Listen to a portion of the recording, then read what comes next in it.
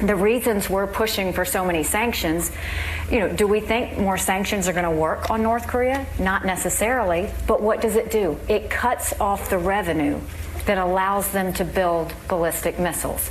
That's, of course, UN Ambassador Nikki Haley speaking yesterday. Joining us now, a member of both the Foreign Relations and Judiciary Committees, Democratic Senator Chris Coons of Delaware. Senator, good morning. It's always good to have you here. Let's talk first about North Korea. What options in your mind, as someone who studies foreign policy very closely, are on the table right now for the United States? We just heard Nikki Haley say, well, sanctions don't really work. And, there's a lot of truth to what she said there. It's been a decade or so of sanctions that haven't changed the path toward a nuclear weapon of North Korea. But nobody wants to go down the other path, which is a preemptive military strike. So what is the best option right now on the table? Well, later today, we're going to get a briefing for all senators from the Secretaries of Defense and State and the Director of National Intelligence. And I'm hoping to hear in more detail what the Trump administration strategy is. I do think, even though there is some reasonable question whether or not sanctions will ultimately deter Kim Jong-un of North Korea, I think we have to continue to try as hard as we can all diplomatic options, while at the same time strengthening the anti-missile defenses of our vital allies, South Korea and Japan, and preparing to deploy stronger and more effective anti-missile defenses for the United States, for Guam and the homeland. And frankly, after today's consultation, I think Congress and the administration need to prepare for what would happen if we were required by increased threats that were increasingly credible from North Korea to prepare for escalation of conflict. So what sanctions are left, Senator? I think that's the question a lot of people have. What could you do to turn the screws on North Korea that hasn't been tried already and frankly hasn't worked already? Well, China really hasn't applied the complete economic pressure against North Korea that it could. And the challenge for us is to decide whether or not we want to provide the sort of pressure on the Chinese economy that might compel them to take actions against North Korea. I'll remind you, this is the sort of work that the Obama administration did to finally isolate Iran and bring them to the table to negotiate about their nuclear weapons program. Not just indirect sanctions, not just UN sanctions or EU sanctions, but secondary sanctions that blocked access to the American financial system for any country that was buying oil, from Iran.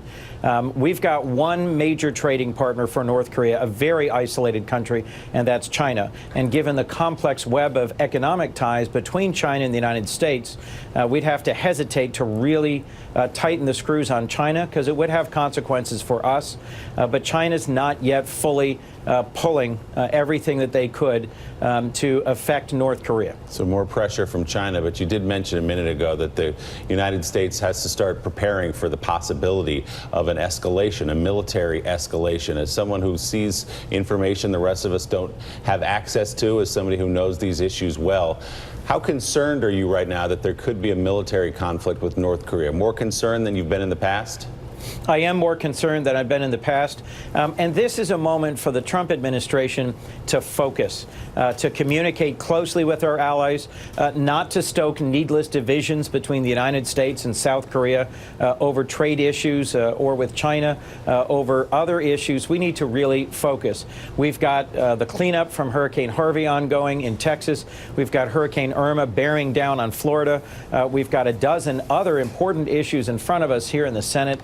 So this is a time for unified, clear national leadership, for Congress to consult closely with the Trump administration, and for all of us to be communicating in a measured and thoughtful way. We need our allies. This is the sort of moment that I hope will make clear to President Trump why a strong and robust diplomatic toolkit is important. I'll remind you that President Trump's budget proposed a more than 30% cut to our State Department. We'll have a vote this week on the Appropriations Committee on whether or not the Senate will support a cut that deep to the very vital department that's responsible for helping us bridge differences with our allies and be fully prepared for the sort of confrontation we're beginning to have now with North Korea. Senator, another issue in front of the country, DACA.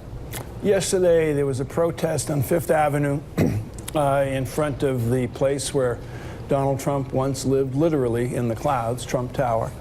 And I was speaking to a young man. He's 20 years of age. He came here with his parents when he was 2. He is today and was yesterday a member of the United States Army. What happens to someone like him? Well, that's exactly why this announcement by the president is, to me, so troubling, is when you get to know individual dreamers, as I have. I've had a chance to meet with dreamers from Delaware who are university students or who are hardworking and contributing members of our community, or who've served in the American Armed Forces, or, as that young man is, are currently serving. It changes your views, perhaps, I would hope, for most, about these young Americans who were brought here illegally by their parents, but through no fault of their own. The vast majority of the American people would like to see them stay here and would like to see them have a path towards continuing to contributing to our economy, to our country, to our security. Taken to its logical extreme, the president's position announced by Attorney General Sessions yesterday would mean that that young man would face deportation, and that he and his family would face the uncertainty that at any time he might lose his currently legal status here because of DACA. This is a direct challenge to Congress, and it's my hope in a bipartisan and responsible way we will take this up and pass the DREAM Act promptly. Casey has a question for you. Casey? Senator Coons, good to see you this morning. You serve on the Judiciary Committee, and the Washington Post reports this morning that you are planning to attend a meeting with Donald Trump Jr. that the committee is holding on Thursday. Is that the case? And what is your top question for Donald Trump Jr.? Well, Casey, the Senate Judiciary Committee staff have been quite busy over the summer. They've gathered, I think, 20,000 pages of documents and conducted interviews. I haven't seen that Washington Post story this morning, forgive me, and I'm not sure exactly what day there's going to be a staff interview.